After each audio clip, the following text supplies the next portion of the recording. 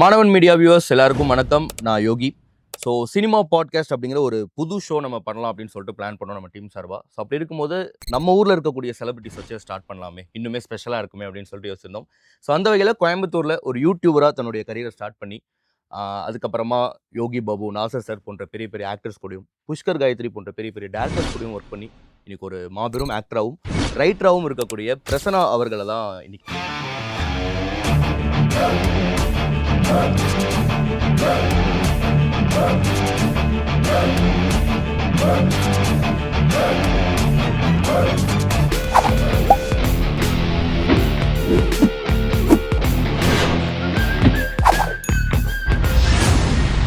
Before குடும்பஸ்தன் after குடும்பஸ்தன் life எப்படி மாறி இருக்கு? பெரிய மாற்றம் அப்படின்னு இல்லை.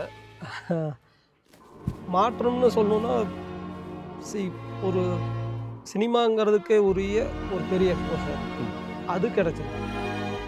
சின்ன வயசில் எல்லா குழந்தைங்களும் ஏதோ ஒரு காரணங்களுக்காக சின்ன சின்ன பொய்கள் சொல்லுவாங்க இல்லையா, நான் நிறைய பேர் சொல்லுவேன். ஸோ ஒரு 30,000 ரூபாய் க்ரௌட் ஃபண்டிங்க்கு பிளான் பண்ணி 30 நண்பர்கள் கிட்ட ஆளுக்கு ஒரு 1000 ரூபாய். யார் 1000 ரூபாய் கேட்டால் கொடுக்க மாட்டேன் அப்படின்னு சொல்லாமல் 1000 ரூபாய் தானே இந்தா நீ கேட்குற இந்த அப்படின்னு கொடுக்கக்கூடிய நண்பர்கள் யாரும் இருக்காங்க. 30,000 ரூபாயில் தொடங்கி 3 லட்சம் ரூபாய். எஸ், நாங்கள் செலக்ட் பண்ணிக்கிட்டது எப்படின்னா சினிமாவோட ஒரு மினியேச்சராக தான் வீடியோ நாங்கள் பார்த்தோம். நாங்கள் ஷோஸ் பண்ணல. 7 மணிக்குள்ளே நீங்கள் ஃபஸ்ட்டு ஷாட் வச்சுருக்கோம். இது ஒரு சினிமா போலவே தான் அது குடும்பத்தில் ஒரு துயர கதையாகவும் சொல்லியிருக்கோம். ஆனால் நாங்கள் அப்படி சொல்லணும்னு முடிவு செய்யலை. அது ரொம்ப நகைச்சுவையாக தான் சொல்லணும்னு முடிவு பண்ணோம். டெம்பிள் மங்கீஸ் எல்லாம் ஆன்னு பார்த்துங்க, இப்படி எழுத முடியுமா ஒரு ஸ்கிரிப்டாங்கிறது எனக்கு ரொம்ப சர்ப்ரைஸிங்காக இருந்தது. மால்கம் கிளாட்வெல்லோட ஒரு புத்தகம் இருக்குது, அவுட்லையர்ஸ்ன்னு சொல்லி. அந்த புத்தகத்தில் அவர் என்ன சொல்கிறாருன்னா, எக்ஸலன்ஸுக்கு நீங்கள் ஒரு 10,000 மணி நேரமாவது ப்ராக்டிஸ் பண்ணியிருக்கணும் அப்படின்னு அவர் சொல்கிறார். என்னுடைய முதல் படம் ஆக்சுவலி மண்டேலா இல்லை. என்னுடைய முதல் இப்போ விஜயகாந்த் சார் சொல்கிறாங்க இல்லையா, ஃபுட்டு எல்லாத்துக்கும் கொடுக்கறதுல அவர் ஒரு பெரிய சேஞ்ச் கொண்டு வந்தார். அது அவரோட இனிஷியல் டேஸில் அவரால் பண்ணியிருக்க முடியாது. ஏன்னா நான் சென்னைக்கு போய் ஒரு ஆடிஷன் அட்டன் பண்ணி ஒரு கம்பெனியில் வாய்ப்பு கேட்டு அப்படி நான் போகலை. ஸோ எல்லாருக்குமே இந்த சினிமாவில் ஏதாவது ஒரு விஷயம் பண்ணிடணும், நம்ம பேர் வந்துடணும், இல்லை ஏதாவது ஒரு ஃப்ரேம்லேயாச்சும் வந்துட்டு போயிடணுங்கிற ஆசை மேக்ஸிமம் பெரும்பாலான மக்களுக்கு இருக்கும். ஸோ பிரசன்னாக்கு எப்போது சினிமா கனவு தொடங்குச்சு? உண்மையை சொல்லணுன்னா எனக்கு சினிமா கனவுன்னு ஒன்று இருந்ததில்லை. இல்லை, ஓகே. இப்போவும் கனவுன்னு சொல்ல முடியல. ஏன்னா பேசிக்காக ஒரு க்ரியேட்டிவாக சில விஷயங்களை எது செஞ்சாலும் அதில் ஒரு க்ரியேட்டிவாக செய்யணும் அப்படிங்கிற ஒரு விருப்பம் எப்போவுமே இருக்கும். அது இருந்திருக்கு. அந்த விருப்பத்துலேருந்து தான் என்னோடய லைஃபே அதில் தான் டிசைன் ஆகிருக்குன்னு நான் நினைக்கிறேன். ஓகே. எந்த வேலை எடுத்துக்கிட்டாலும் அதில் நம்ம ஒரு க்ரியேட்டிவாக ஆர்டிஸ்டிக்காக அதில் ஏதோ ஒன்று ஈடுபடுறதுக்கான வாய்ப்போ ஸ்பேஸோ அதுக்குள்ளே இருக்கணும். அப்படி இருந்தால் தான் என்னால் அதில் ஈடுபட முடியும். அது ரொம்ப சிறு வயதிலிருந்தே அப்படியான ஒரு பழக்கம் இருக்குது. ஓகே. அதிலிருந்து தான் நான் என்ன வேலை செய்கிறது செய்ய வேணாம் அப்படிங்கிறத தேர்ந்தெடுக்கிறது எல்லாமே அதிலிருந்து தான். ஓகே. அந்த க்ரியேட்டிவ் ஸ்பேஸ் அது என்ன வேலையாக வேணாலும் இருக்கலாம். வாழ்க்கையில் நிறையா வேலைகள் செஞ்சுருக்கேன். எல்லா வேலைகள்லையும் நான் தேடுறது அதுதான். அதுக்குள்ளே ஒரு க்ரியேட்டிவான ஒரு வேலை செய்யறதுக்கான வாய்ப்பு இருக்குமா. இப்போ இந்த அறைக்குள்ளே வந்தாலே கொஞ்சம் நேரம் அமைதியாக உட்கார வச்சிங்கன்னா நான் இங்கே இருக்கிற சேர்ஸ் அது இதெல்லாம் ஆல்டர் பண்ண ஆரம்பிச்சிடுவேன். அட்லீஸ்ட் மென்டலி இது அங்கே இருக்கலாம், அது இங்கே இருக்கலாம், இந்த இடத்துல ஒரு அழகாக ஒரு பெயிண்டிங் இருக்கலாம், இப்படி மைண்டு போக ஆரம்பிச்சிடும். ஸோ அதுதான் இனிஷியல் கோர் ஐடியான்னு உள்ளே இருக்கிறது. அதிலிருந்து வெவ்வேறு வேலைகள் நான் செஞ்சுக்கிட்டு இருந்தேன். அப்போது நான் ராஜேஷை சந்திக்கிறேன், எங்கள் டைரக்டரை. ஓகே. அப்போ அவர் வழியாக தான் அப்போ அவர் ஷார்ட் ஃபிலிம்ஸ் பண்ணிகிட்ருக்கார். நான் புத்தகங்கள் நிறையா படிச்சுக்கிட்டு இருந்தேன். ஐடியாஸ் நிறையா பேசுவோம் இல்லையா, சினிமா பற்றி, ஆர்ட் பற்றி, லிட்ரேச்சர் பற்றி. அப்படியான ஒரு டேஸ்ட்டில் 2 பேர்த்துக்குமான ஒரு பிடித்தம் ஏற்பட்டு அப்படி இந்த என்டர்டெயின்மெண்ட் ஃபீல்டுக்குள்ளே நான் வந்து சேர்ந்தேன். மற்றபடி எனக்கு தனிப்பட்ட முறையில் ஒரு கனவு சினிமாவுக்கு போகணும், ரைட்டர் ஆகணும், ஆக்டர் ஆகணும்னு அப்படி எதுவும் இல்லை. இப்போவும் எனக்கு அப்படி ஒரு பெரிய இதெல்லாம் இல்லை. ஓகே. சின்ன வயசில் ஸ்கூல்லலாம் இது சம்மந்தமாக ஏதாவது பண்ணியிருக்கீங்களா? ஸ்கூல் காலேஜ்லலாம் ரைட்டிங் இல்லை ஆக்டிங் ஏதாவது? ஸ்கூலில் நடக்கிற ட்ராமாவில் நடிக்கிறது தான். ட்ராயிங் காம்படிஷன், பெயிண்டிங் காம்படிஷன்ஸில் பார்ட்டிசிபேட் பண்ணுறது, அந்த மாதிரி. கதை சொல்கிறதுல ஒரு ஆர்வம் இருந்திருக்குது. அது சின்ன வயசில் எல்லா குழந்தைங்களும் ஏதோ ஒரு காரணங்களுக்காக சின்ன சின்ன பொய்கள் சொல்லுவாங்க இல்லையா, ஆ. நான் நிறைய பொய் சொல்லுவேன். ம், ம். அது அது அது ஒரு சிக்னலாக இப்போ பார்க்கும்போது அது அது ஒரு சிக்னலாக தெரியுது. ஓகே. நமக்குள்ள கதை சொல்கிறதுக்கான ஒரு ஆர்வம் இருந்திருக்கு அப்படிங்கிறது. நிறைய கதை சொல்கிறது, ஓகே. கதை அடிக்கிறதுன்னு சொல்லுவாங்க இல்லையா, கதை கேங்கா அடிக்கிறது. உட்காந்துட்டு கதை அடிக்கிறது. ஸோ அந்த மாதிரியான விஷயங்கள். ஓகே. யூடியூப்க்கு முன்னாடினா என்ன உங்க கரியர் லைக் என்னவா இருந்தது? யூடியூப் ஸ்டார்ட் பண்றதுக்கு முன்னாடி? I was a publisher. Okay. Books publish ம், பண்ணிட்டு ம், இருந்தேன். விடியல் பதிப்பகம் கோயம்புத்தூரில் ஓகே. இருக்காங்க. விடியல் பதிப்பகத்தில் காலம் சென்ற சிவா அவர்கள், அவர் எனக்கு ஒரு ஆசான் போல. ஓகே. நான் அவரை சந்தித்து ஒரு வாசகனாக அவரை சந்தித்தேன். ம். அதுக்கப்புறம் விடியலினுடைய ஒரு ஒரு ஒரு அங்கமாக நான் மாறிட்டேன். ஓகே. அங்கேயே இருப்பேன். ம், ம். அங்கே நிறைய பேர் வருவாங்க, இன்டலெக்சுவல்ஸ். அவங்க பேசுகிறத கேட்குறதே ஒரு பேரின்பமாக இருக்கும். ம், அதுக்காகவே விடிய காலையில் கிளம்பி போய் அவங்க 7 மணிக்கெல்லாம் கூடுவாங்க. ம், ம். அதனால் 5 மணிக்கெல்லாம் எந்திரிச்சு கிளம்பி, பள்ளிக்கு கூட நான் அப்படி கிளம்பியிருப்பேனான்னு எனக்கு தெரில. ம். ஸோ அப்படி அது ஒரு கற்றல் தான். அந்த மாதிரி தொடங்குனது. என்ன ஒரு பப்ளிஷராக சிவா தான் ஆக்குனார். அவர் தான் ஓகே. என்னை என்கரேஜ் பண்ணார். முதல்ல என்ன ட்ரான்ஸ்லேட் பண்ண சொல்லி உற்சாகப்படுத்தினார். ம், ம். 1, 2 புத்தகங்கள் ட்ரான்ஸ்லேட் பண்ணேன். அதுக்கப்புறம் என்ன பப்ளிஷிங் நீ பண்ணு அப்படின்னு சொல்லி அவர் தான் என்கரேஜ் பண்ணார். அவர் இறப்பதற்கு ஒரு வருடம் முன்பாக நான் என்னோட பப்ளிஷிங் கரியரை ஸ்டார்ட் பண்ணேன். ஓகே. தென் அது ஒரு 5 வருடங்கள் நடத்தியிருப்பேன்.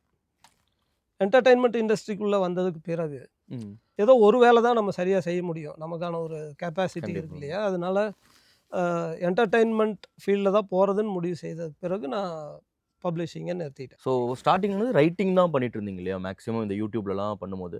ஸோ எப்போ ஆக்டிங்க்கு அது அப்படியே மாறுபட்டுச்சு? ரைட்டராக வரணுங்கிறதுல நான் ஏற்கனவே சொன்னது போல், ம். அது ஒரு ஆர்வமாவோ அது ஒரு கரியராகவோ வச்சுக்கணும்லாம் இல்லை. ம், அது ம். அது ரொம்ப இயல்பாக அது நடந்தது. தண்ணியில் அப்படியே சக்கரை கரையிற மாதிரி ஓகே.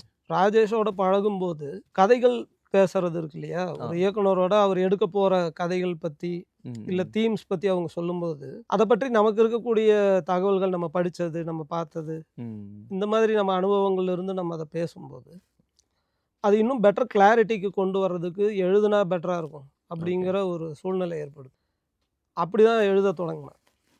ஆம், முதல்ல ஆண்ட பரம்பரைன்னு ஒரு ஷார்ட் ஃபிலிம். அந்த ம், ம். ஷார்ட் ஃபிலிம் ஒரு ரொம்ப ஸ்பான்டேனியஸாக எங்களுக்கு வந்த ஒரு ஐடியா தான். ம். ஒரு பேக்கரியில் பேசிகிட்டு இருக்கும்போது வந்த ஐடியா. அதை ஷார்ட் ஃபிலிமாக எடுக்கணும்னு முடிவு பண்ணோம். முடிவு பண்ணிவிட்டு க்ரௌட் ஃபண்டிங்கில் தான் அன்றைக்கி பண்ண முடியும், கையில் ஓகே. பணம் இல்லை. ஸோ ஒரு 30,000 க்ரௌட் ஃபண்டிங்க்கு பிளான் பண்ணி 30 நண்பர்கள் கிட்ட 1000 ஆளுக்கு ஒரு 1000. யார் 1000 கேட்டால் கொடுக்க மாட்டேன் அப்படின்னு சொல்லாமல், 1000 தானே இந்தா நீ கேட்குற இந்தா அப்படின்னு கொடுக்கக்கூடிய நண்பர்கள் யார் இருக்காங்களோ அவங்கள செலக்ட் பண்ணி அவங்கக்கிட்ட கேட்டு 30,000 வந்தது. ஷார்ட் ஃபிலிம் தொடங்கினோம். பட் எங்களுடைய ரொம்ப ஆம்பிஷியஸாக அதை ம். ரொம்ப டெக்கரேட் பண்ணணும், அதை பண்ணணும், இதை பண்ணணுங்கிற ஒரு வெறும் ஆர்வத்திலேயே செஞ்சது அது. ம். மோர் அது கிராஃப்ட்டு, திறமை, அது எல்லாத்த விடவும் அதில் ஒரு ஆர்வம் இருந்தது. ம். ஒரு குழந்தைகளுக்கான ஒரு ஆர்வம் மாதிரி தான் அது அப்போ இருந்தது. ஸோ அதனால் சொந்த பணம், மனைவியினுடைய நகை, அது இதுன்னு எல்லா நண்பர்கள்கிட்ட கடன் வாங்கினதுன்னு எல்லாம் சேர்த்து அது முடிக்கும்போது 3,00,000 கிட்டத்தட்ட ஆயிடுச்சு. ஓகே. 30,000 தொடங்கி சரி. 3,00,000 பட்ஜெட் படமா மாறிடுச்சு. முடிஞ்சது. எஸ். ஏன்னா அப்போது லிவிங்ஸ்டன் சார் அவர் நடிக்க கேட்டிருந்தோம். ஓகே. அவர் ஒத்துக்கிட்டாரு. ம், ம். அவர் வந்த உடனே அது கொஞ்சம் பெருசாயிடுச்சு. ம். தென் அதோட ஸ்கேல் க்ரூ. ஏன்னா அதுக்குள்ளே அனிமேஷன் கொண்டு வந்தோம். எல்லாமே டூ ஆம்பிஷியஸ். கண்டிப்பா, கண்டிப்பா. ஒரு இந்த கன்டென்ட்டுக்கு இவ்வளோ செலவு பண்ணால் போதும் அப்படிங்கிற எல்லை அப்போ இல்லை. அது ஒரு மடை திறந்து ஒரு விருப்பத்துலேருந்து ஒன்று செஞ்ச மாதிரி ம். செஞ்சு பார்த்துட்டோம். ஆனால் அதில் தான் இன்னொரு விஷயமும் என்ன கற்றுக்கிட்டோன்னா, அது ஒரு பெரிய அனுபவமாக நான் நினைக்கிறேன். பின்னாடி நாங்கள் நக்கலைட்ஸ் தொடங்கும்போது, சும்மானா சிக்கிங்கிற பேரில் எங்களோட ஃபஸ்ட் வீடியோ பண்ணும்போது, அந்த வீடியோக்கான பட்ஜெட் ரூ. 250. ஓகே. அப்போ ரூ. 200 ஒரு வீடியோ எப்படி பண்ணுறது அப்படிங்கிறத கற்றுக்கிறதுக்கு ரூ. 3,00,000 செலவு பண்ணி கோர்ஸ் படித்த மாதிரி இருந்தது இந்த ஷார்ட் ஃபிலிம். ஓகே. ஸோ நக்லைட்ஸில் எவ்வளோ ஒர்க் பண்ணியிருப்பீங்கன்னா ஸ்டார்டிங்கில் இருந்து லைக் இவ்வளோ இந்த படம்லாம் பண்ணுறதுக்கு முன்னாடி நான் இவ்வளோ விஷயங்கள் பண்ணிட்டு தான் இந்த ஒரு இடத்துக்கு வந்திருக்கேன்னு இருக்கும் இல்லையா? ஸோ அந்த மாதிரி நக்லைட்ஸில் எவ்வளோ ஒர்க் பண்ணியிருப்பீங்க? நக்கலைட்ஸுங்கிறது அது ஒரு ஸ்கெட்ச் புக் மாதிரி. ம். நானும் ராஜேஷும் சுமானாச்சிக்கு தொடங்கும்போது, அதுக்கு முன்னாடி நாங்கள் நிறையா பேசிக்கிட்டு இருப்போம்னு சொன்னேன் இல்லையா? அதில் இருந்த ஐடியா என்னென்னா, தமிழ் சினிமாவில் என்ன மாதிரியான படங்கள் பண்ணலாம். ம்.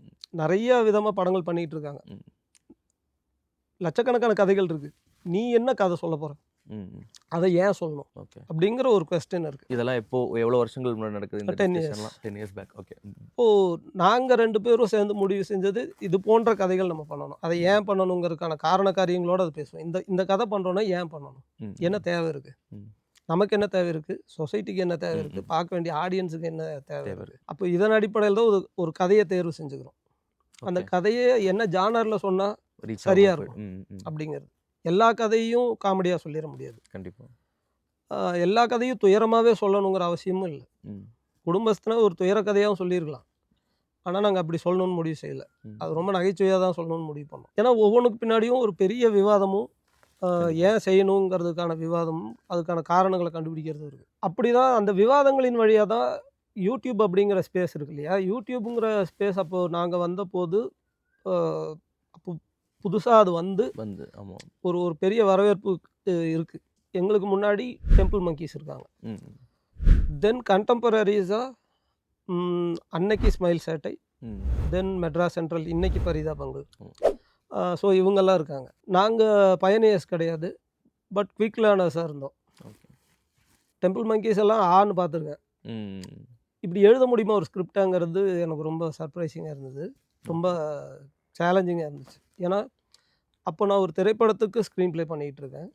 ஆனால் ஒரு யூடியூபுக்கு 10 நிமிஷத்துக்குள்ளே இப்படி ஒன்று எழுதுறது இருக்குல்ல, அது உண்மையிலுமே முடியுமாங்கிறது எனக்கு தெரியல. பட் அது ஸ்பான்டேனியஸாக நடந்துச்சு. டிமானிட்டைசேஷன் வரும்போது ஒரு 10 சம்பவங்களை தொகுத்து ஒரு வீடியோவுக்கான கண்டென்ட்டாக அதை மாற்றும் போது ஓகே இதுதான் அப்படிங்கிறது தெரிஞ்சிருச்சு. ஆனால் அது கண்டினியூ ஆகுமான்னு எனக்கு தெரில. ஓகே. ஏன்னா ஒவ்வொரு வாரமும் ஏதாவது ஒரு டாபிக் வந்துகிட்டே இருக்கும், அதுக்கு கண்டென்ட் எழுதணும். அப்படிங்கும்போது அந்த நேரத்தில் உங்களுக்கு அதிகபட்சமே அரை நாள் ஒரு நாள் தான் நேரம் இருக்கும். ஏன்னா அடுத்த நாளைக்குள்ளே வேற ஒரு டாபிக் வந்துடும். So you have to be very quick to follow that. அதை நீங்கள் விட்டீங்கன்னா நீங்கள் 2 நாள் கழித்து அதை போட்டிங்கன்னா அதை பார்க்குறக்கு யாரும் இருக்க மாட்டாங்க, அதனுடைய பஸ் இருக்காது. ஸோ அது குறையிறதுக்குள்ளே எழுதணும் போது ஒவ்வொரு வாரமும் ஒரு ரைட்டராக எனக்கு அது ஒரு டிஸ்கவரி தான். என்ன நான் டிஸ்கவர் பண்ணிக்கிறேன், வாட் ஐ கேன் டூ, இது முடியுமா அப்படின்னு தொடங்கி முடியணும் இல்லை முடிக்கணும். ஸோ இந்த ஒரு கம்பல்ஷன் இருக்குல்ல, ஒரு டைம் ஃப்ரேமுக்குள்ளே அதை முடிக்கணும், ஒரு சின்ன பட்ஜெட்டுக்குள்ளே அது வரணும். அதே போல் நிறைய சேலஞ்சஸ் இருக்கும். அப்போது 5 ஆக்டர்ஸ் தான் இருக்காங்க, 5 பேரும் மேல். ஓகே. அப்போ வெறும் மேல் ஆர்டிஸ்ட்டுக்கு எழுதணும், ஃபீமேல் ஆர்டிஸ்ட்டை உள்ளே கொண்டு வர முடியாது. இந்த மாதிரியான சேலஞ்சஸ் இருக்கும். அது நீங்கள் ஹாஃப் டேயில் ஸ்கிரிப்டை முடிச்சிடணும். காலையிலேருந்து மத்தியானத்துக்குள்ளே ஸ்கிரிப்டை முடிச்சிட்டிங்கன்னா மத்தியானம் ஷூட் ஸ்டார்ட் பண்ணி நைட்டுக்குள்ளே ஷூட்டை முடிக்கணும். நைட்டெல்லாம் எடிட்டிங் நடக்கும். அடுத்த நாள் காலையில் 10-11 மணிக்கு நீங்கள் அப்லோட் பண்ணணும் with sound and music if possible. So இது ரொட்டீனாக 1.5 years இது நடந்துருக்குது. அதுக்கப்புறம் ஃபேமிலி சம்மந்தமாக, நண்பர்கள் தொடர்பாக, லைஃப் ஸ்டைல், இந்த மாதிரி நிறைய விஷயங்கள் பண்ண ஆரம்பித்தோம். ஒவ்வொரு ரைட்டிங்கும் ஒரு டிஸ்கவரி தான். இது பாசிபிளாக ஒரு கட்டத்தில் ட்ராப் ஆகிடுச்சு. ஒரு ஃபார்முலாவில் லாக் ஆகிறோம், பண்ணதையே திரும்ப பண்ணுறோம். அதை ரியலைஸ் பண்ணி அதுவும் இது தப்பு, ஒர்க் ஆகுதுங்கிறதுக்காக அதையே திரும்ப பண்ணிருக்கோம். சீக்கிரம் போர் ஆகிடுறோம் இல்லையா. அதை தான் சொல்கிறேன். அதில் நம்ம புதுசாக ஒரு க்ரியேட்டிவாக பண்ணுறதுக்கான வாய்ப்பு அதில் இருக்கணும். ஓகே. நமக்கு வசதியாக இருக்குன்னு பண்ணதையே பண்ணுறதில்ல, அதுவே நமக்கே போர் அடிச்சிருது. நம்ம மேலே நமக்கே ஒரு கோவமே வந்துடும், நீ பண்ணதையே பண்ணுற. ஓகே. ஸோ அதிலிருந்து விலகணும், புதுசாக ஒன்று பண்ணணுங்கிற முயற்சி தான் இது எல்லாமே. நம்மளை கண்டுபிடிச்சிக்கிறது. ஏன்னா இதுக்கு முன்னாடி நான் இது எதுவுமே பண்ணதில்லை. ஒவ்வொரு வீடியோவும் எனக்கு ஒரு சேலஞ்சு கொடுக்குது. அது என்ன நான் கண்டுபிடிச்சிக்கிறதுக்கான சந்தர்ப்பத்தை அது எனக்கு கொடுக்குது. மால்கம் கிளாட்வெல்லோட ஒரு புத்தகம் இருக்குது, அவுட்லயர்ஸ்ன்னு சொல்லி. அந்த புத்தகத்தில் அவர் என்ன சொல்கிறாருன்னா, எக்ஸலன்ஸுக்கு நீங்கள் ஒரு 10,000 மணி நேரமாவது ப்ராக்டிஸ் பண்ணியிருக்கணும் அப்படின்னு அவர் சொல்கிறார். எங்களை அறியாமல் எங்களுக்கான 10,000 hours அப்படிங்கிறது நக்கலைட்ஸில் தான் கிடச்சிது. 8 வருஷம் 9 வருஷம் கிட்டத்தட்ட தொடர்ந்து வீடியோக்காக ஒர்க் பண்ணிக்கிட்டே இருக்கிறது இல்லையா. கண்டிப்பாக அந்த வீடியோ கூட பல வகையான கண்டென்ட் இருக்குது. நாங்கள் செலக்ட் பண்ணிக்கிட்டது எப்படின்னா, சினிமாவோட ஒரு மினியேச்சராக தான் வீடியோ நாங்கள் பார்த்தோம். நாங்கள் ஷோஸ் பண்ண கிடையாது. மோஸ்ட்லி க்ரீன் மேட் அவாய்ட் பண்ணிட்டோம். ஓகே. எல்லாமே லைவ் லொக்கேஷன்ஸ், லைவ் சவுண்டு, தென் எல்லாமே ஃபிக்ஷன் ஸ்டோரிஸ். ஸோ அப்படி இருக்கும்போது கிட்டத்தட்ட நீங்கள் ஒரு 10 நிமிஷத்துக்கு சினிமா மாதிரி தான் ஒரு சூழல் அங்கே உருவாயிடுது. அப்போது நீங்கள் காலையில் 5 மணிக்கு கிளம்பணும், 6 மணிக்கு எல்லோரும் மொத்த யூனிட்டும் அசம்பிள் ஆகணும், 7 மணிக்குள்ளே நீங்கள் ஃபஸ்ட்டு ஷாட் வச்சிடணும். ஒரு சினிமா போலவே தான் அது நடக்கும். ஓகே. அப்போ சினிமாக்கான ப்ராக்டிஸ் தானே. இது உங்களுக்கு 7-8 வருஷம் நடக்கும்போது சினிமான்னு ஒன்று புதுசாக உள்ளே போய் பார்க்குறதுக்கு கேமரா மாறுமே ஒழிய, எக்யூப்மெண்ட்ஸ் கொஞ்சம் பிக்கராக இருக்குமே ஒழிய, மற்றபடி வேறு எதுவுமே புதுசு கிடையாது. ஸோ அந்த படம் பண்ணுறோங்கிற ஃபியர் இருக்காது. இல்லை, அப்படி தான் சினிமாவுக்கு வந்து சேர்ந்தோம். ஓகே. இப்போ யூடியூப் ஸ்டார்ட் பண்ணும்போதெல்லாம் நினச்சிங்களா இப்படி கிட்டத்தட்ட ஒரு கோயம்புத்தூரோட அடையாளம்னே சொல்லலாம் நக்லைட்ஸ் அப்படிங்கிற சேனல். ஸோ இந்த அளவுக்கு அது ஒரு டிரான்ஸ்ஃபர்மேஷன் இருக்குங்கிறதெல்லாம் எதிர்பார்த்தீங்களா? ஆமாம், ஸ்டார்ட் பண்ணும்போது எதிர்பார்க்கறதெல்லாம் இல்லை. It was very deliberately designed. Okay. இப்படி தான் அது இருக்கணும், இந்த பேர் தான் அது வாங்கணும் ஓகே. அப்படிங்கிறது எல்லாமே very very pre planned and very deliberately designed. Coimbatore ஆக்சென்ட்டை சூஸ் பண்ணதுக்கு ரீசன் இருக்குது. கோயம்புத்தூரில் தான் எல்லா வீடியோஸும் பண்ணணும், சென்னைக்கு போகக்கூடாது, நம்ம ஹோம் டவுன்லேயே தான் பண்ணணும் அப்படின்னு முடிவு பண்ணது. இது எல்லாமே டெலிபரேட் டிசிஷன்ஸ் தான். பிகாஸ் யுவர் டிசிஷன்ஸ் இஸ் அதுதான் உங்களை உருவாக்குது. கண்டிப்பாக. உங்களுடைய முடிவுகளின் வழியாக தான் உங்களை உருவாக்கிக்கிறீங்க, வேணும் வேணாங்கிறத பொறுத்து நான் சொல்கிறேன். ஓகே. இல்லையா? இப்போ நக்கலைட்ஸ் இன்னைக்கு என்னவா அறியப்படுதோ அது எல்லாமே சாய்ஸ் தான். ஓகே. இதை தான் செய்யணும்னு எடுத்த முடிவு தான். ஸோ யூடியூப்லேருந்து கட் பண்ணால் சினிமாவுக்கு வரீங்க. யோகி பாபு மாதிரியான ஒரு பெரிய ஆர்டிஸ்ட் கூட ஃபஸ்ட் படம் பண்ணுறீங்க. ஸோ அவர்கிட்ட இருந்து ஏதாவது இன்புட்ஸ்லாம் எடுத்துக்கிட்டீங்களா? ஏதாவது ஒரு லேர்னிங் இருந்துச்சா? ஒவ்வொரு சினிமாவும் ஒரு லேர்னிங் தான். என்னுடைய முதல் படம் ஆக்சுவலி மண்டேலா இல்லை, என்னுடைய முதல் படம் சேத்துமான். ஓகே. சேத்துமான் திரைப்படம் நீலம் ப்ரொடக்ஷன்ஸில் தமிழ் அவர்கள் இயக்குன திரைப்படம். அதுதான் என்னோட முதல் படம். என்னுடைய 2வது படம் நசீருங்கிற படம், இயக்குனர் அருண் அவர் பண்ணது. 3வது படம் தான் Mandela. But as Mandela become very popular, அது என்னோட முதல் படமாக நிறைய பேர் கன்சிடர் பண்ணுவாங்க. ஒவ்வொரு படமும் ஒரு படிப்பினை தான். நல்லதும் இருக்கும், அதில் நமக்கு சேலஞ்சிங்கான அனுபவங்களும் இருக்கும், சில நேரங்கள் உங்களோட பொறுமையை சோதிக்கிற அனுபவங்கள் இருக்கும், நம்முடைய டிக்னிட்டியை உரசி பார்க்குற அனுபவங்களும் இருக்கும், எவ்ரிதிங் எல்லாமே இருக்கும். அது என்ன அப்படின்னா, அதை நீங்கள் எந்த வகையில் நீங்கள் அதை எடுத்துக்கிறீங்க அப்படிங்கிறத பொறுத்து இருக்குது. நீங்கள் வளரணும்னு நினச்சிங்கன்னா இது எல்லாத்தோடையும் நீங்கள் நெகோஷியேட் பண்ணி பழகணும். எதிர்த்து போராடுறது இல்லை. எதிர்த்து போராடுறது அப்படிங்கிறதுக்கு ஒரு பெரிய வலிமை வேணும், பவர் வேணும். அந்த பவரை நீங்கள் அக்குமுலேட் பண்ணிக்காமல், இல்லை அப்படியான ஒரு பொசிஷனுக்கு வராமல், நீங்கள் இங்கே என்ன நீங்கள் முட்டி மோதுனீங்கன்னாலும் ஒன்று நீங்கள் சைட்லைன் பண்ணப்படுவீங்க, இல்லைன்னா நீங்களே வெறுத்து போய் வெளியே வந்துடுவீங்க. இது ரிப்பீட்டடாக நடந்துட்டுருக்கும். நான் சொல்கிறது எந்த சென்ஸில் சொல்கிறேன்னா, struggle should be in a constructive வேன்னு நான் சொல்கிறேன். அப்போ ஒரு சினிமா அந்த இண்டஸ்ட்ரி அதுக்கு ஒரு ஷேப்பே கிடையாது, இப்படிதான் ஒரு ஃபார்மேட்டே கிடையாது, அதுக்கு ஒரு முதலாளி கிடையாது, அதுக்கு ஆயிரக்கணக்கான முதலாளிகள் இருக்காங்க. அது 100 வருடமாக அது இயங்கி இயங்கி இயங்கி ஒரு கல்ச்சரை கிரியேட் பண்ணி வச்சிருக்கு. அதை ஒரு நாளில் நீங்கள் போய் அதை சரியாக மாற்றிட முடியாது. அப்போ நீங்கள் அதுக்குள்ளே ஒரு கல்ச்சரை உருவாக்கணும். அந்த கல்ச்சரை உருவாக்குறதுக்கு உங்களுக்கு ஒரு பவர் வேணும். அந்த பவர் வர்ற வரைக்கும் நீங்கள் அந்த இண்டஸ்ட்ரியோட நீங்கள் நெகோஷியேட் பண்ணணும். விட்டுட்டு வந்துடுறதோ இல்லை அதை சபிக்கிறதுனாலையோ அப்படி நடக்காது. ரொம்ப கிராஜுவலாக ஒரு டெக்டானிக் ஷிஃப்ட் மாதிரி அது நடக்கணும். இப்போ விஜயகாந்த் சார் சொல்கிறாங்க இல்லையா, ஃபுட்டு எல்லாத்துக்கும் கொடுக்கறதுல அவர் ஒரு பெரிய சேஞ்ச் கொண்டு வந்தார். அது அவரோட இனிஷியல் டேஸில் அவரால் பண்ணியிருக்க முடியாது, ஏன்னா அவரே ஸ்ட்ரகிளிங் ஃபேஸில் தான் இருந்திருப்பார். பட் அவருக்கு ஒரு பவர் வரும்போது, அவர் ஒரு ஹீரோவாக ஆகும்போது, அவர் சொல்கிறத எல்லோரும் கேட்பாங்கங்கிற ஒரு இடம் கெப்பாசிட்டி அவருக்கு வரும்போது ஹி ஸ்டார்ட்ஸ், அவர் அதை மாற்ற ஆரம்பிக்கிறார் இல்லையா. மாற்றம்ங்கிறத இப்படி தான் செய்ய முடியும்னு நான் புரிஞ்சுக்கிறேன் இண்டஸ்ட்ரியில். என்னோட எக்ஸ்பீரியன்ஸ்னு எடுத்துகிட்டா ஒவ்வொரு படமும் ஒவ்வொரு வகையில் நல்ல விதமாக அப்சர்வன்ஸ் தான். நீங்கள் போய் அதை எவ்வளோ பார்க்குறீங்க, அங்கே விஷயங்கள் எப்படி நடக்குது, நீங்கள் அங்கே எப்படி பிஹேவ் பண்ணணும், how to conduct your self, அது ரொம்ப ரொம்ப இம்பார்ட்டண்ட். நீங்கள் நினைக்கிறதெல்லாம் அங்கே நடக்கணும்னா நடக்குது. அங்கே ஒரு ஃப்ரேம் இருக்குது, அந்த ஃப்ரேமுக்குள்ளே நீங்கள் ஃபிட் ஆவீங்களா இல்லையா, அதுதான். அதை நம்ம சரியாக புரிஞ்சுக்கிட்டோம்னா, ஃபன்னாக சொல்லணுன்னா, ஒரு நண்பர் ஒரு முறை போண்டாவில் உப்பு ஜாஸ்தியாக இருந்ததுன்னு ஒரு சண்டை நடந்தது. அதை அவர் லொக்கேஷன் மேனேஜர்கிட்ட சண்டை போட்டுட்டு இருந்தார். Get my point. அப்போ உங்களோட ப்ராப்ளம் என்னங்கிறத நீங்கள் யார்கிட்ட அட்ரஸ் பண்ணணுங்கிறது கூட தெரியாமல் நீங்கள் அப்படி இருக்க முடியாது. அந்த இண்டஸ்ட்ரிக்குள்ளே நீங்கள் இருக்கணும்னா அந்த இண்டஸ்ட்ரியை முதல்ல புரிஞ்சுக்கணும். இப்போது நீங்கள் சூஸ் பண்ண கேரக்டர்ஸ் ஒவ்வொன்றுமே யூனிக்கான கேரக்டர்ஸ்னு சொல்லலாம் சினிமாவை பொறுத்த வரைக்கும். ஸோ அந்த கேரக்டர் சூஸ் பண்ணுற விதம், அது நீங்கள் எப்படி லைக் ஏதாவது ஒரு ஃபார்மேட் வச்சிருக்கீங்களா? இந்த மாதிரி இருந்தால் நான் சூஸ் பண்ணுவேன் அப்படிங்கிற மாதிரி எதுவும் ஃபார்மேட் வச்சிருக்கீங்களா? இல்லை எப்படி சூஸ் பண்ணுறீங்க? ஆரம்பத்தில் எனக்கு ஒரு நல்ல வாய்ப்பு என்னென்னா, நான் நக்கலைட்ஸ்லேருந்து போனதுனால, தொடக்கத்தில் நிறைய டைரக்டர்ஸ் நக்கலைட்ஸ் அவங்க வாட்ச் பண்ணதுனால, ஒரு ஆக்டராக மட்டும் இல்லை, ஒரு ரைட்டராக என் மேலே அவங்களுக்கு ஒரு நல்ல மதிப்பு இருந்ததுனால, எனக்கு மோஸ்ட்லி நல்ல கேரக்டர்ஸாக அவங்களாவே சூஸ் பண்ணி கொடுத்தாங்க. ஓகே.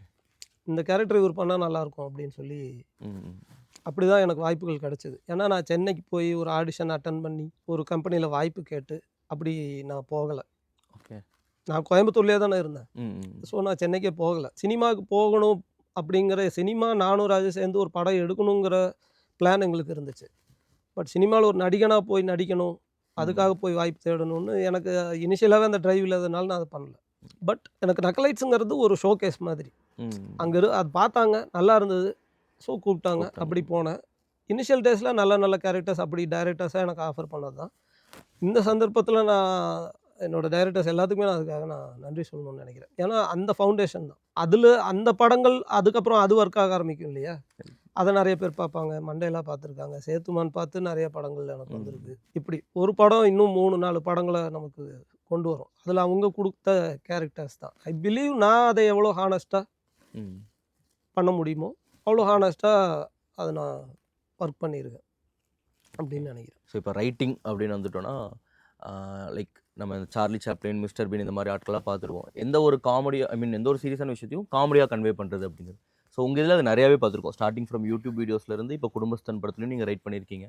ஸோ அதுக்கு பர்டிகுலராக அது ஒரு ரீசன் இருக்கானா? லைக் எல்லா விஷயத்தையும் நம்ம காமெடியாகவே கன்வே பண்ணணும், எதனால அப்படி சூஸ் பண்ணுறீங்க? ஜானர் நாங்கள் அப்படி எப்படி சூஸ் பண்ணுறோன்னா, யூடியூப் அப்படிங்கிற ஸ்பேஸை உங்களுக்கு காமெடி அதை தான் அலோவ் பண்ணுச்சு. நீங்கள் யூடியூப்பில் ஒரு டிடெக்டிவ் சீரியல் எடுத்திங்கன்னா பெருசாக ஒர்க் ஆகாது. அது வயலன்ஸோ ஆக்ஷனோ அங்கே ஒர்க் ஆகிறதில்ல. ஓகே. ஏன் அப்படின்னா யூடியூப்புங்கிறது ஒரு ஒரு சின்ன பட்ஜெட்டில் இயங்கக்கூடிய ஒரு பிளாட்ஃபார்ம். அங்கே நீங்கள் ஒரு பெரிய பட்ஜெட்டை கொட்டி எடுக்கிறது அது வியாபாரமாக அது வயபிள் இல்லை. அப்போது ஒரு சின்ன பட்ஜெட்டில் நீங்கள் பண்ணுற கண்டென்ட் எல்லாமே ஆடியன்ஸ் என்ன பர்பஸ்க்காக யூடியூப்பில் இருக்கிற வீடியோஸை பார்க்குறாங்க அப்படின்னா, அது அவங்களுடைய வாழ்க்கைக்கு ரொம்ப நெருக்கமானதாகும். அவங்க வாழ்க்கையில் அவங்க பார்க்க தவறிய பாசிங்கில் அப்படியே கவனிக்காமல் விட்டுட்டு போன விஷயங்களை யாராவது எடுத்து உங்களுக்கு அதாவது ஃபன்னி வே காமிச்சாங்கன்னா அதை ரொம்ப ரசிப்பாங்க. மற்றபடிக்கு ஒரு ஆக்ஷன் பார்க்கணும், இல்லை ஒரு ஒரு ஒரு ஒரு கிராண்டான ஒரு ஒரு ஒரு விஷயத்தை பார்க்கணுன்னா அதுக்கு அவங்களுக்கு வேறு பிளாட்ஃபார்ம்ஸ் இருக்குது. ஓகே. ஓடிடியில் பார்க்க முடியும், பெரிய பட்ஜெட்லான திரைப்படங்கள் பார்க்க முடியும். அதை யூடியூப்பில் அவங்க எதிர்பார்க்கறது இல்லை. யூடியூப்பில் அவங்க எதிர்பார்க்காத அங்கெல்லாம் கிடைக்காத ஒரு விஷயந்தான்.